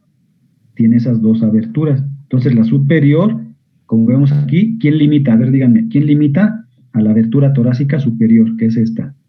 ¿Quién la está limitando? Las 2 primeras ¿El costillas. intestino y la columna vertebral? Bueno, la primera costilla, ¿verdad? Bueno, a cada lado, las primeras costillas. ¿Qué más? ¿Por atrás quién? ¿Por atrás quién? La primera La primera vértebra ¿verdad? torácica. La T1, ambas costillas, y en medio ¿quién? El manubrio. ¿no? El manubrio. Exactamente, el manubrio del esternón. Entonces vean, esta apertura no es horizontal, ¿verdad? Está inclinada inferiormente, desde la articulación con la vértebra posterior de T1 hasta la unión anterior con el manubrio esternal, ¿vale? Entonces esta entrada es oblicua, ¿verdad? Es oblicua, está inclinada. Y aquí vemos unos detalles, pues, de muchos de los órganos que están en contacto, precisamente estructuras óseas, tanto por detrás como por delante, componentes, ¿verdad?, de la vía digestiva, de la vía aérea, los ápices de los pulmones con sus cavidades, con sus membranas pleurales, y los grandes vasos que están en esa región. Y ya el orificio o la abertura torácica inferior, pues está limitada básicamente, aquí pues no se ve muy bien, por la vértebra torácica 12, ¿verdad? Obviamente, por la 12ª costilla hacia atrás, y también pues por el borde costal, que es todo esto, ¿verdad? El borde costal que ahorita volvemos a mencionar, que está formado por los cartílagos, ¿no? Este borde costal son las terminaciones cartilaginosas, pues, de las costillas séptima a 10ª, como les vamos a ver ahorita. Forman este borde costal anterolateralmente, ¿verdad? Como vemos aquí, ¿sale? Y todo esto es la abertura torácica inferior. Entonces, ¿quién cierra esta abertura del tórax? ¿Quién la cierra? ¿Y sifoides? Bueno, este sería un límite anterior, pero ¿quién la cierra? ¿Quién cierra el tórax, pues, como tal? ¿Quién divide el tórax de la cavidad? Diafragma. ¿Verdad? Como lo vemos aquí, está cerrado por el diafragma. Entonces, y arriba, pues, los límites están en contacto estrecho con la cara superior de las cavidades pleurales, ¿verdad? Que rodean a los pulmones a cada lado. Entonces, esos son los límites arriba y abajo, ¿sale? Entonces, obviamente, esta caja torácica es expandible, se puede mover durante los movimientos ¿de qué? De la respiración, ¿verdad? Es la que permite, junto cuando entra el aire y se expanden los pulmones, pues también obviamente la caja torácica se expande en la inspiración y luego se retrae en la expiración, ¿verdad? Entonces permite los movimientos respiratorios, pues normales, obviamente. Sale, me voy a ir más rápido porque si no, no nos va a dar tiempo. El primer hueso, pues que vamos a revisar es el esternón, que ya mencionamos que tiene 3 partes, ¿verdad? Que es el manubrio, la parte superior, una parte intermedia, que es el cuerpo, que es más estrecho, y una parte ya distal, que es la apófisis gifoides, o el proceso gifoides. Es un hueso plano, como vemos aquí. Es un hueso más o menos plano, pero es grueso, o sea, es plano, pero grueso, ¿verdad? Un poquito grueso al mismo tiempo. Y está formado, pues, por 2 láminas. Tiene hueso compacto, 2 láminas de hueso compacto que están rodeadas o encerradas en una capa de hueso compacto, ¿sale? De hueso esponjoso rodeadas por una capa de hueso compacto. Entonces forma muchas trabéculas, vean, ¿verdad? Muchas trabéculas, y son ricas ¿en qué? Estas trabéculas son muy ricas ¿en qué? ¿Qué contiene ese hueso esponjoso del...? Roja. Pues médula ósea, ¿verdad? Mucha médula ósea.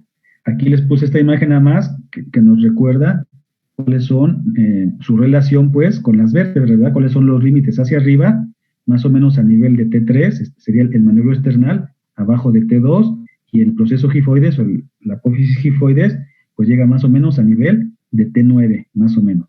Nada más como para ubicar, ¿verdad? Con la parte anterior y la parte posterior de, ¿cómo se llama? Pues de esta caja torácica que estamos mencionando. El esternón se le pueden estudiar dos caras, una cara anterior y una cara posterior, básicamente, pues, en todo su trayecto, ¿no? La cara anterior, que es esta, básicamente lo que más resalta, pues son estas líneas transversales, y las notan, ¿verdad? Esta. ¿Cómo se les llama a estas líneas? Pues precisamente líneas transversales. Van de un borde del hueso al otro borde del hueso, ¿verdad? Se notan mucho en la cara anterior. ¿Cuál es la más notoria de todas estas líneas transversales? ¿Cuál es la más notoria? ¿Quién me dice? La que separa al manubrio del esternón del cuerpo. Muy bien, que sería esta, ¿verdad? ¿Y cómo se forman un ángulo, ¿verdad? Un ángulo saliente hacia adelante. ¿Y cómo se le llama a ese ángulo? Ángulo de Lewis. Ángulo de Lewis, ángulo esternal. Lo podemos tocar fácilmente, ¿sale? Entonces, básicamente esa sería la principal característica de la cara anterior. ¿Y qué nos traducen estas líneas transversas? ¿Qué son como tal? ¿Son recuerdos de qué? ¿Son reminiscencias de qué? ¿Son soldaduras entre quiénes? Estas líneas. Entre las estenebras. Las estenebras, pues eran las uniones del esternón primitivo, ¿verdad? Que se va desarrollando. Y por eso quedan estas líneas aquí marcadas. Son las soldaduras de las estenebras, ¿sale? Esto sería en la cara anterior. Ya en la cara posterior, como vemos, es cóncava. Se ve, ¿verdad? Como un huequito cóncava hacia atrás, las líneas transversales están menos marcadas, se notan menos que en la cara anterior, y en el manubrio, aunque aquí no se ve muy bien, hay unas rugosidades, porque ahí se insertan algunos músculos infraioideos y algunos ligamentos, ¿sale? Y además, en estas dos caras, anterior y posterior, podemos ubicar una parte superior y una parte inferior. Obviamente la parte superior pues forma parte del manubrio esternal y sobresale esta porción, ¿verdad? Esta región, esta curvatura que se llama escotadura, ¿verdad? Escotadura yugular supraesternal. Aquí la vemos, ¿sí? En la parte superior del manubrio. Es cóncava hacia abajo. Es roma. Está redondo, ¿sale? Y a cada lado de esa escotadura vemos otras dos escotaduras también, pero son superficies articulares. ¿Quién se articula aquí quién se articula con el esternón? Clavícula. La clavícula. La clavícula, ¿verdad? Y se llaman escotaduras clavícula. La clavícula, bueno, aquí una para cada lado, ¿verdad? Lado derecho y lado izquierdo. Son las escotaduras claviculares, son cóncavas, vean, son muy cóncavas, muy profundas, para unirse pues con la extremidad external de la clavícula.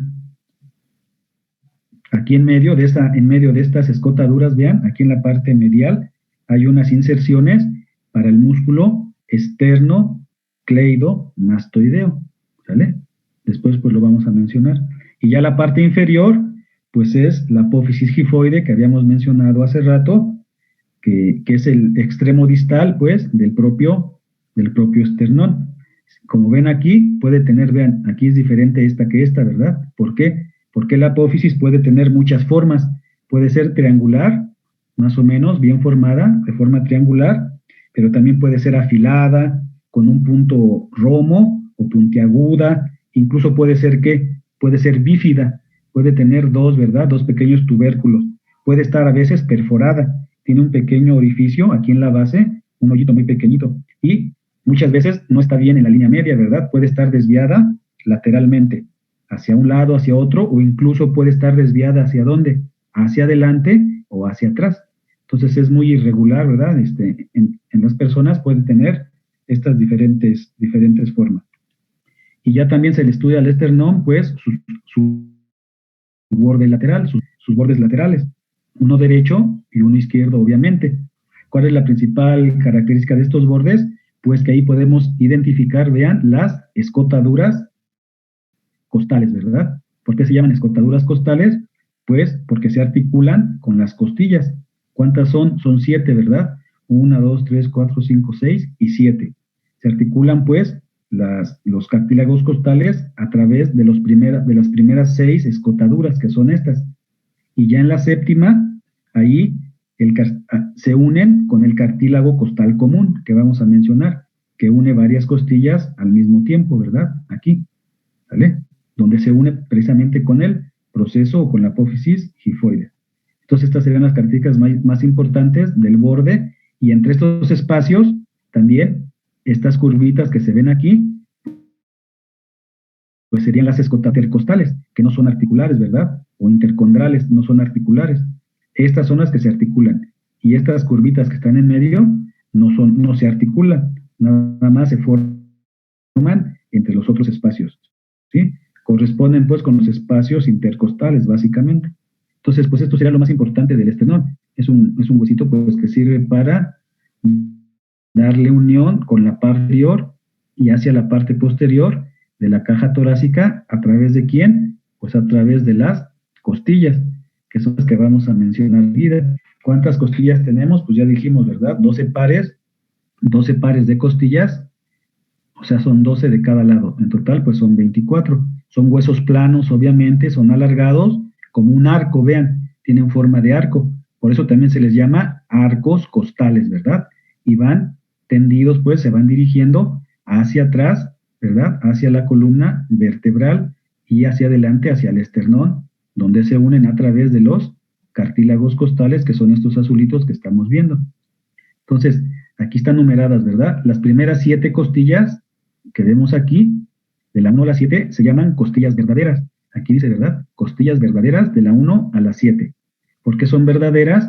porque cada costilla tiene su propia articulación con el esternón por medio del cartílago costal. Vean, todas se unen directamente con el esternón, por eso se llaman verdaderas. Y ya de la 8 a la 12, las últimas, se llaman costillas falsas, las últimas, costillas falsas. ¿Por qué? Porque están unidas con el esternón, pero vean, de forma indirecta. La 8, la 9 y la 10, básicamente, están unidas de forma indirecta con el esternón. Se llaman costillas falsas.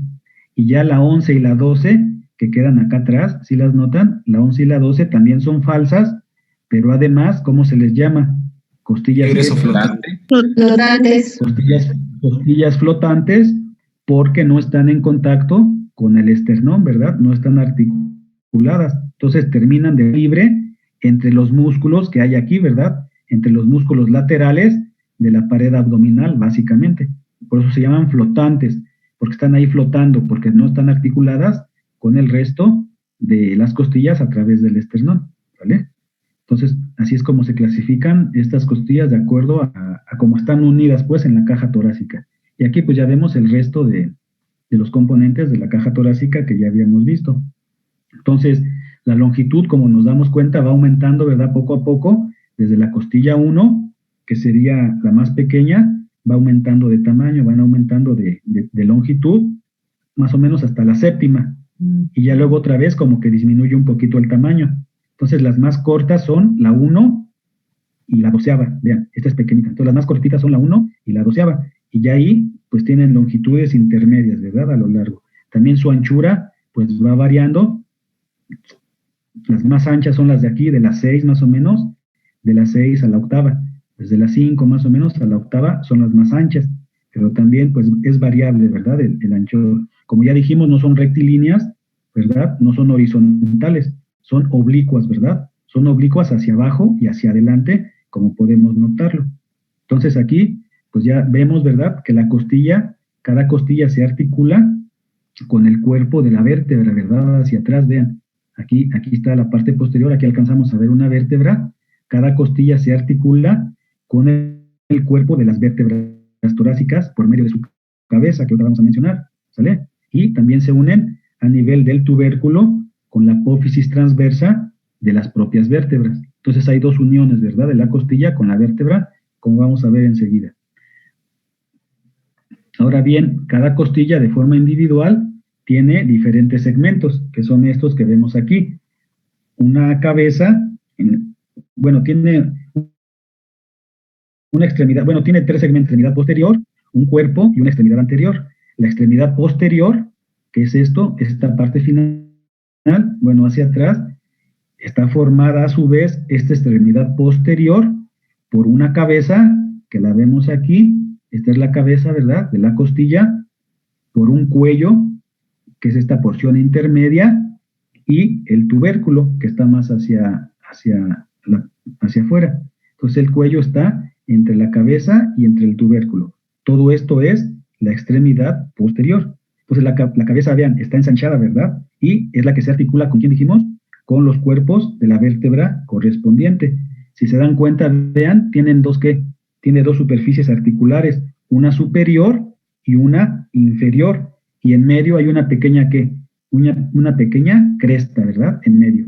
Entonces forman dos cavidades articulares en la propia cabeza de la costilla. La superior es más pequeña y es la que se articula con la superficie articular inferior, del cuerpo de la vértebra superior. Si queda de la propia cabeza, es más grande, como vemos aquí, y es la que se articula con la cara costal superior, pero de la vértebra correspondiente con la misma costilla. Ahorita lo vamos a ver nuevamente. Por eso tiene dos superficies.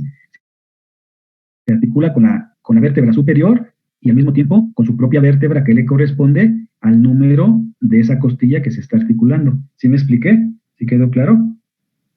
Ya el cuello, pues va entre la cabeza y el tubérculo, y también tiene una pequeña cresta aquí. El cuello tiene una cresta excepto en la primer costilla, que no tiene esa cresta, y es como aplastado, ¿verdad? El cuello, ¿sale? Entonces, pues también tiene ahí algunos ligamentos y eso que vamos a mencionar. Y ya el tubérculo, que es esta protuberancia que vemos aquí lo vemos, este tubérculo, pues, es la última parte del segmento posterior y se articula ¿con quién? Este se articula, ya habíamos dicho, con la apófisis transversa de la vértebra correspondiente, ¿vale? Y también el tubérculo tiene dos superficies. Esta azulita sería la superficie articular y acá a un ladito tiene una superficie que no es articular, nada más es otra superficie. La más importante es la articular. Entonces, ¿hasta ahí vamos bien? Entonces, ¿cómo se articula una costilla con la columna vertebral? ¿A través de quién? A través de la cabeza, que ya mencionamos, y a través de quién? Tubérculo. Del tubérculo. ¿Sí queda claro eso hasta ahí? Sí. Sí. Bueno, aquí vemos... bueno, son los... Aquí, ¿qué puse esta? No, perdón. Entonces aquí voy a seguir utilizando esta para ver los otros segmentos. Entonces, este es el segmento posterior. Luego sigue un cuerpo, ¿verdad? Un cuerpo de la costilla, que sería todo esto. Un cuerpo. También está aplanado, pero es curveado, ¿verdad? Es la parte más curveada de cada costilla, ¿sale? En la cara lateral, digamos, o en la cara externa, pues es muy lisa, es convexa, como vemos, es convexa y es lisa, ¿sí? Y ahí se insertan, pues, varios músculos de la caja torácica, de la propia escápula, como vamos a ver después, incluso de la pared abdominal, ¿verdad? Y tiene la cara medial, que es la cara de adentro, pues, la cara interna, que sería su superficie medial. Esta es cóncava, ¿verdad? Como nos damos cuenta, hacia adentro. Y tiene una característica importante.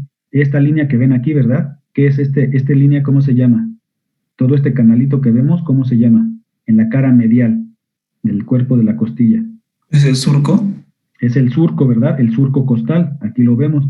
El surco costal. El surco de las costillas. ¿Sale?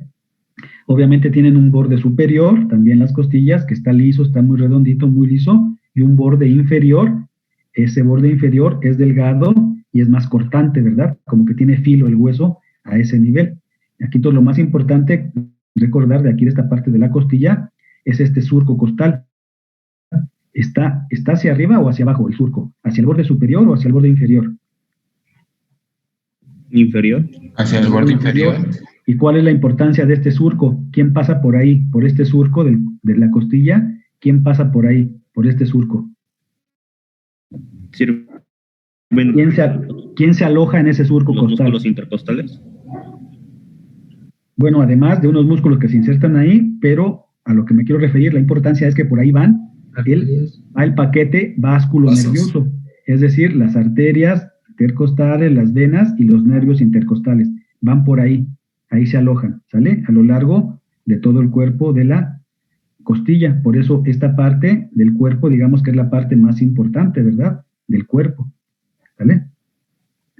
Y ya finalmente la extremidad anterior, pues se llama así porque es la que se articula, ¿con quién? Pues con el esternón a través de sus cartílagos, ¿verdad? Entonces la costilla termina aquí en una unión con su cartílago costal, y ya el cartílago costal se une aquí con él, como vamos a ver ahorita. Entonces esas son las porciones o las regiones de cada costilla. Y aquí por eso ya después puse esta imagen, vean, aquí es lo que les digo, en el borde inferior está el canal, ¿verdad? El surco de la costilla, y por ahí va pasando las arterias, las venas y los nervios intercostales en el borde inferior, ¿sale? Aunque aquí también vemos, ¿verdad?, que en el borde superior hay otras ramas colaterales, pero son muy pequeñitas. Las más importantes son estas que vemos aquí, ¿verdad?, que van por abajo, por el borde inferior, ¿sale? Aquí. Y aquí lo notamos otra vez. Estos músculos los vamos a revisar en respiratorio, pero aquí quería mostrar este detalle del surco costal, ¿sale? Hay algunas características propias de cada costilla. Es que pues ya no vamos a terminar. ¿Tienen clase ahorita a las 10? Sí. Sí. Bueno, Sí, doctor. quedan 5 minutos.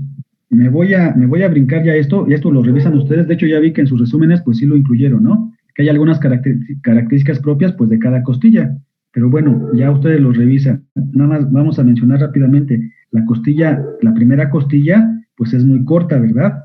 Y está cubierta. ¿Quién pasa encima de esta costilla? A cada lado. El lado derecho y el lado izquierdo, ¿quién está cubriendo esta La costilla? clavícula. La clavícula. Entonces esta costilla es muy profunda, ¿verdad? Está ocultada bajo el músculo, bajo el trapecio y el elevador de la escápula, que después vamos a mencionar, y además pues está abajo de la clavícula. Entonces no se puede palpar, ¿verdad? Solamente en personas que son sumamente pues delgadas, digamos. Entonces está muy, muy profunda y está en contacto con la superficie, con el ápice de las membranas pleurales, ¿verdad? Y el vértice de los pulmones. Esa es la importancia. Entonces, si se llegara a fracturar esta primera costilla, podría lesionar la pleura o los pulmones, ¿verdad? Esa sería la importancia. Tiene dos canalitos, ¿verdad? En su superficie, en la cara superior, tiene dos canalitos. Uno es para la vena subclavia y el más medial es para la arteria subclavia, que pasan por aquí, ¿sale? Esas serían algunas de las características más importantes, pero bueno, ustedes ya lo complementan.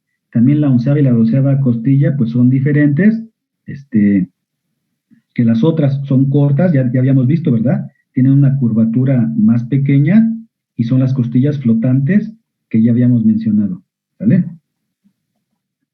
Entonces, nos quedan 5 minutos. Vamos a tratar de mencionar rápidamente cómo se articula, pues, las costillas con la columna vertebral. Entonces, a esta unión de las costillas con la columna vertebral se le llama articulación costo-vertebral, obviamente, ¿no? Porque es de la costilla con la vértebra. Entonces, dijimos que se articulan las costillas a través de dos puntos. ¿Cuáles son esos? La cabeza, ¿verdad? Esta sería la cabeza de la costilla y el tubérculo de la costilla, como lo había mencionado hace rato. Entonces, la articulación de la cabeza de hecho, aquí viene una descripción, ¿verdad? Yo les mando esta imagen.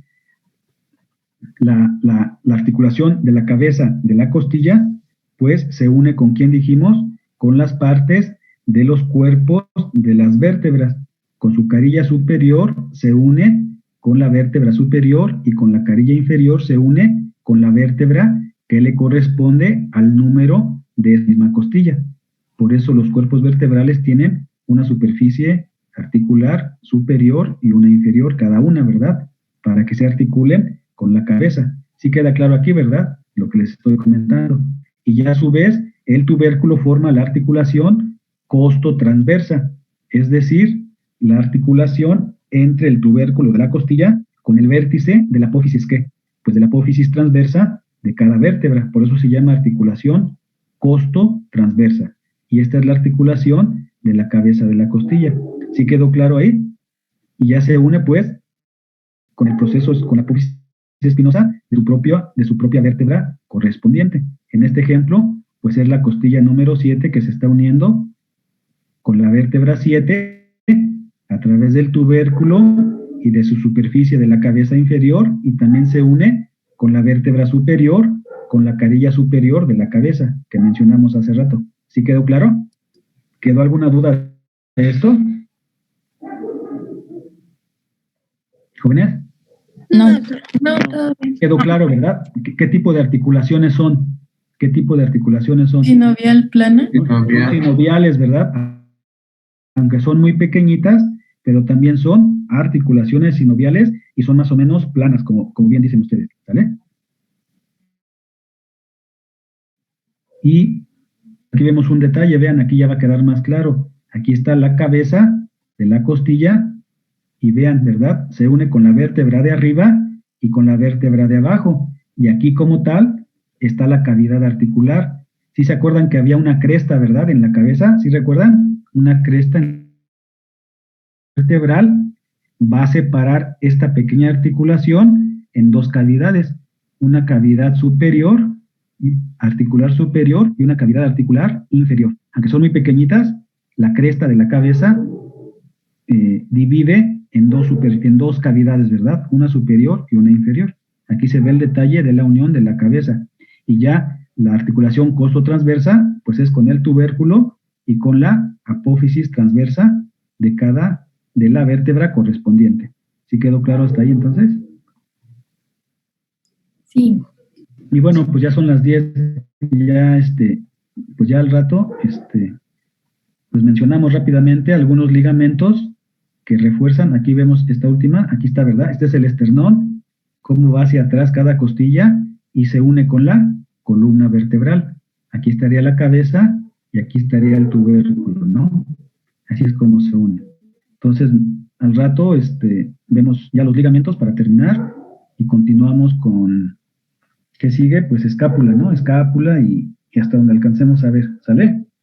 Entonces, bueno, ya voy a terminar la sesión, ya son las 10 y nos vemos a las 12:30. Espero que no haya ningún contratiempo, ¿sale? Sí. Sí. Sí, doctor, Sí, doctor. gracias. Entonces nos Muchas vemos un rato. Bye.